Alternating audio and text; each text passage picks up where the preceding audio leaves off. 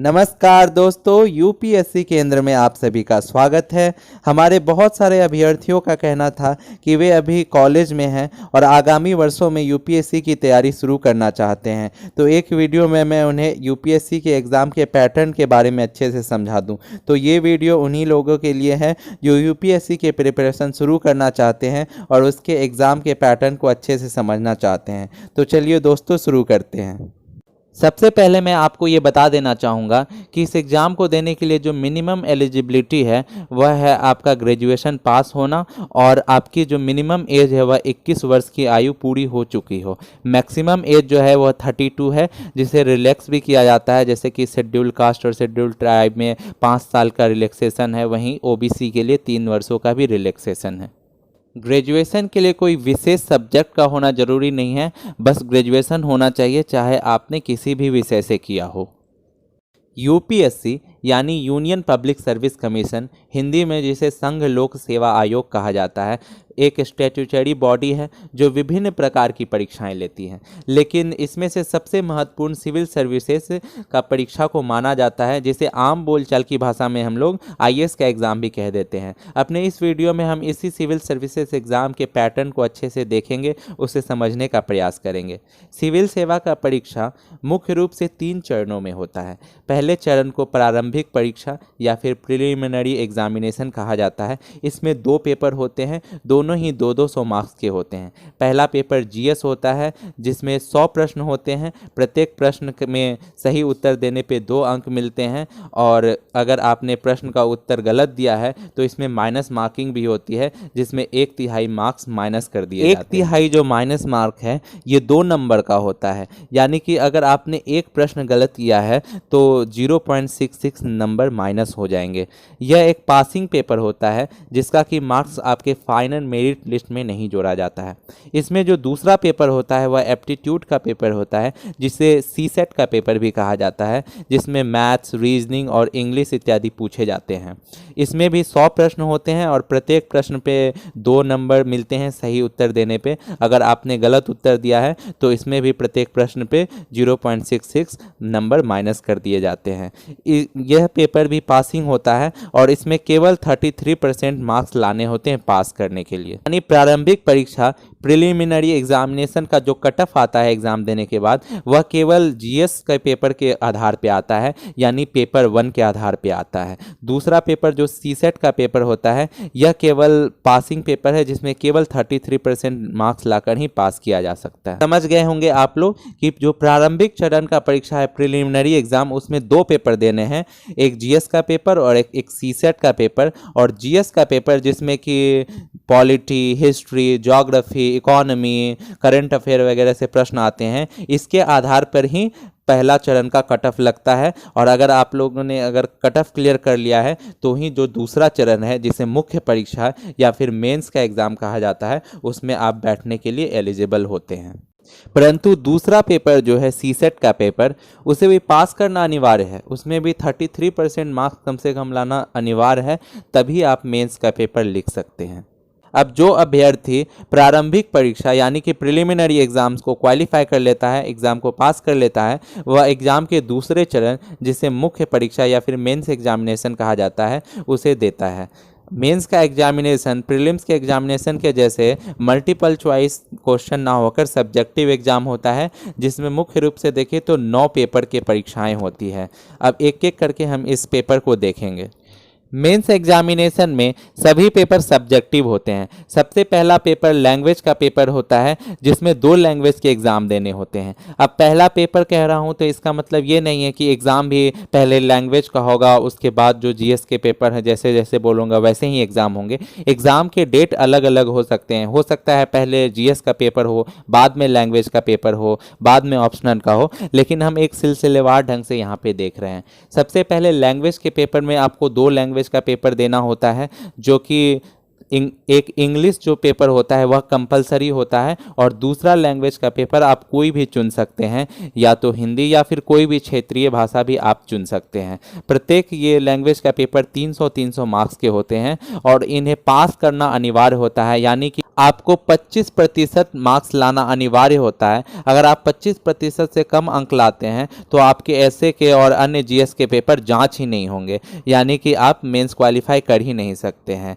इस पेपर का marks merit list में नहीं जुड़ता है, यह केवल क्वालिफाइंग पेपर होता है जिसे पास करना केवल अनिवार्य होता है। इसके बाद जो पेपर होता है वह ऐसे का पेपर होता है जिसमें आप माध्यम चुन सकते हैं, जिसमें आप इंग्लिश चुन सकते हैं, हिंदी चुन सकते हैं, या कोई भी भाषा जो कि शेड्यूल 8 में दिया हुआ है, वे सारे भाषाओं में से आप कोई भी भाषा चुन सकते हैं एग्ज़ाम देने के लिए। क्वेश्चन जो होता है, प्रश्न पत्र जो होता है, वह मुख्य रूप से हिंदी और इंग्लिश में ऑटोमेटिकली छप के आता है, लेकिन अगर आपने कोई अन्य भाषा चुना है, उदाहरण के लिए जैसे आपने पंजाबी चुना है या फिर आपने तमिल चुना है, तो वह आपके लिए उस भाषा में छप कर आएगा। ऐसे यानी निबंध का पेपर ये 250 मार्क्स का होता है और इसमें आपको 2 निबंध लिखने होते हैं। चूँकि यह सब्जेक्टिव पेपर होता है तो इसमें कोई भी नेगेटिव मार्किंग नहीं होता है और इसका मार्क्स आपके फाइनल मेरिट लिस्ट में भी जुड़ता है। ऐसे पेपर के अलावा आपको 4 जीएस के पेपर का भी एग्ज़ाम देना होता है। प्रत्येक जीएस का पेपर 250 नंबर का होता है, यानी कि आपको 1000 नंबर के जीएस के पेपर का परीक्षा देना है। प्रत्येक जीएस के पेपर में किन विषयों से प्रश्न आते हैं उन्हें हम देख लेते हैं। जीएस 1 का जो पेपर होता है उसमें इंडियन हेरिटेज एंड कल्चर यानी history and art and culture से प्रश्न पूछे जाते हैं। इसके अलावा इंडिया एंड वर्ल्ड ज्योग्राफी से भी प्रश्न पूछे जाते हैं और सोसाइटी से भी प्रश्न पूछे जाते हैं। दूसरा जीएस का पेपर जो है इसमें गवर्नेंस, कॉन्स्टिट्यूशन, पॉलिटी और सोशल जस्टिस से प्रश्न पूछे जाते हैं। इसके अलावा इंटरनेशनल रिलेशन से भी जीएस 2 में प्रश्न पूछे जाते हैं।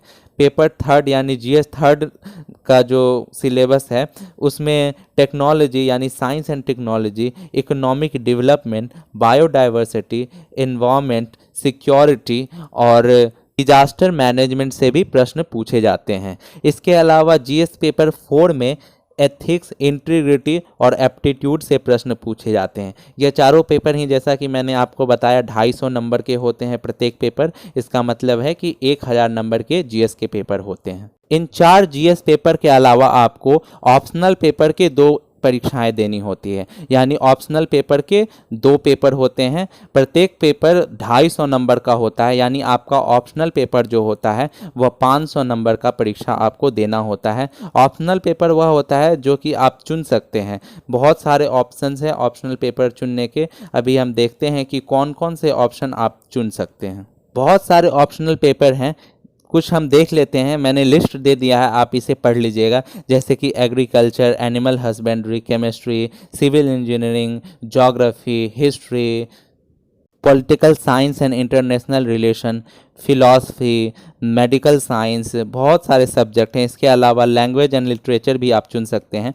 लैंग्वेज एंड लिटरेचर में भी बहुत सारा ऑप्शन है, कौन सा लिटरेचर आप चुन सकते हैं, जैसे कि असामीज़, बंगाली, बोडो, नेपाली, ओडिया, पंजाबी, संस्कृत, संथाली, हिंदी, तेलुगु, उर्दू, इंग्लिश इत्यादि लिटरेचर भी आप चुन सकते हैं अपने ऑप्शनल पेपर के लिए। जो अभ्यर्थी मेंस के एग्ज़ाम को क्लियर कर लेते हैं वह परीक्षा के तीसरे चरण जिसे पर्सनालिटी टेस्ट कहा जाता है उसमें सम्मिलित होते हैं।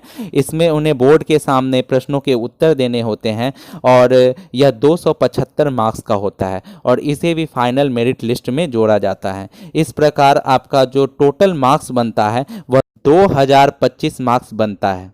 250 मार्क्स ऐसे के पेपर के, 500 मार्क्स आपके दोनों ऑप्शनल के पेपर को मिला के, 1000 मार्क्स चारों जीएस के पेपर को मिला के, इस तरह से 1750 मार्क्स आपके टोटल मेंस में आते हैं और 275 मार्क्स जो है ये इंटरव्यू के। इन सभी को मिलाकर पूरा एग्ज़ाम 2025 मार्क्स का होता है और इसके बाद फाइनल रिजल्ट आता है जिसमें मार्क्स के अनुसार रैंक मिलते हैं और उसी हिसाब से पोस्ट भी मिलते हैं।